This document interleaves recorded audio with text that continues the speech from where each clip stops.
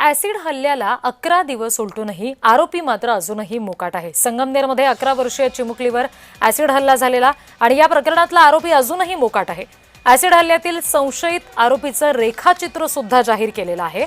आरोपी मात्र अजूनही सापडत नाहीये। पोलिसांच्या कार्यक्षमतेवर त्यामुळे प्रश्नचिन्ह उपस्थित होते।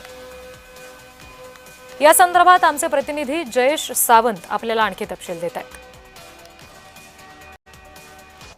11 वर्षीय अल्पवयीन मुलीवर ऍसिड हल्ल्याच्या घटनेने संपूर्ण राज्य हादरलं।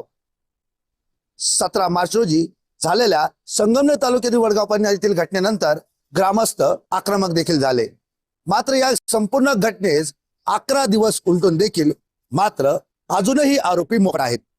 पोलीस पथके रवाना झाली, पालकमंत्र्यांनी आश्वासन दिले, पोलीस प्रशासनाने आश्वासन दिले, मात्र अद्याप हा आरोपी मोकाटच आहेत।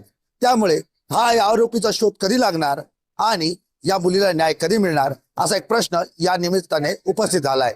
आणि एकंदरीतच 11 दिवसाच्या या तपासात जर पोलिसांना आरोपी मिळत नाही तर नेमकी पोलीस तपास हा कोणत्या दिशेने चाललाय असा प्रश्न देखील या निमित्ताने उपस्थित होतोय। जय सावंत, जय महाराष्ट्र न्यूज करता, संगमनेर, अहिल्यानगर।